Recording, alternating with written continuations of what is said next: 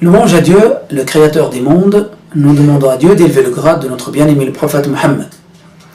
Le mauvais œil. C'est quoi le mauvais œil? Quelqu'un qui a été touché par le mauvais œil. Alors, c'est une personne qui a de l'envie dans son cœur. Et quand il voit quelqu'un, il parle de cela. Il parle de cela, et là, le mauvais œil touche la personne qui a été vue, de qui on a parlé. Alors, c'est quoi l'envie? Que quelqu'un t'envie, ça veut dire qu'il a vu que tu as un bienfait.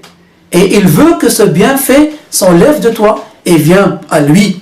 Ça veut dire qu'il a vu que tu es beau, il a vu que tu as une belle voiture, il a vu que tu as de l'argent, ainsi de suite. Il veut que tu n'aies plus cet argent ou ce bien et que ça vient vers lui, pour lui. Et il parle de cela, parce que s'il ne parle pas, il a ça dans le cœur, mais il n'a pas parlé de ça à quelqu'un ou à toi, alors ça ne touche pas le mauvais œil. Il faut qu'il parle de cela. Parce que dans les cœurs, il y a tellement de choses, mais ça ne touche pas l'œil tant qu'on n'a pas parlé de cela. Alors, il a l'envie, il parle de cela à quelqu'un, il dit ou à toi, il dit oh, mais tu as beaucoup d'argent, oh, tu as une belle voiture, mais dans son cœur, il y a l'envie, donc l'œil te touche. L'œil te touche. Mais si la personne a de l'envie, mais il n'a pas parlé, ça ne touche pas. Et en plus, s'il n'a pas l'envie, mais il a dit oh, quelle belle voiture que tu as, ainsi de suite, ça ne va pas toucher l'œil. Et ça l'encontre que certains pensent que du fait que celui qui est jaloux, il t'a regardé avec les yeux, alors tu auras mal et tu seras touché par le mauvais œil. Non, ce n'est pas le cas. Ce n'est pas le cas. Il faut que cette personne ait de l'envie et qu'il parle. Comment ça se fait? Comment ça se passe que lui, il te regarde, il parle, il a l'envie, l'œil te touche? Comment?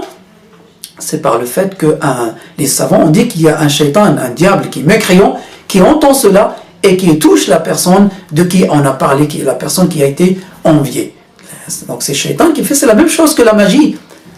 La magie de laquelle on va parler dans le sujet qui va suivre, Inch'Allah, on va parler de cela, les causes, comment se préserver de cela, comment les gens qui font la magie font avec les diables, ainsi de suite. Cela, on va l'expliquer dans la prochaine séance, Inch'Allah. Mais c'est là, donc on a dit, quand est-ce que ça touche, mais pour que la personne, s'il pense qu'il a de l'envie envers quelqu'un, il veut parler, et il n'a pas envie que le mauvais œil touche cette personne, il pense qu'il a de l'envie, alors qu'est-ce qu'il fait? Il dit Masha'Allah. Quand il parle, il dit Masha'Allah, tu as une belle voiture. Alors ça évite que la personne soit touchée par le mauvais œil. Mais quand on a de l'envie, mais si on est sûr on n'a pas de l'envie, on n'a pas besoin de dire Masha'Allah, mais c'est toujours bien de le dire pour, au cas où, éviter cela. Ou dire Tabarakallah. Certains disent Tabarakallah, mais c'est mieux de dire Tabarakallah, ou dire Allahumma salli ala Sayyidina Muhammad. Dans ce cas-là, le mauvais œil ne touche pas la personne. Alors, pour que la personne se préserve lui-même de cela, qu'est-ce qu'il fait? Alors, il se protège par des invocations. Par des invocations le matin et le soir, et des versets.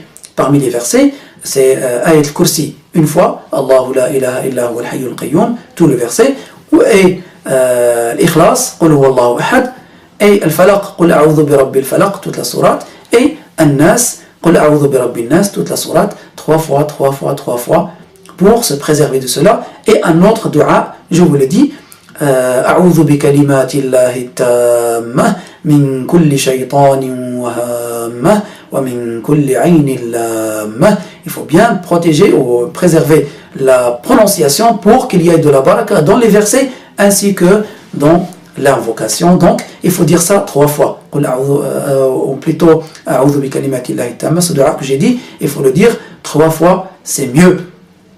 Et il y en a qui se protègent par le fait de faire du bourreau et ainsi de suite. Il y a des gens qui connaissent ça. Ça aussi, ça peut enlever le mauvais œil. Mais le meilleur, c'est les versets le matin et soir. Chaque fois qu'ils se réveillent et au coucher du soleil, toujours dire ça. Ça à long terme, ça protège la personne du mauvais œil. Nous demandons à Dieu qu'il nous protège du mauvais œil et qu'il vous protège. Wallahu a'lam wa ahkam.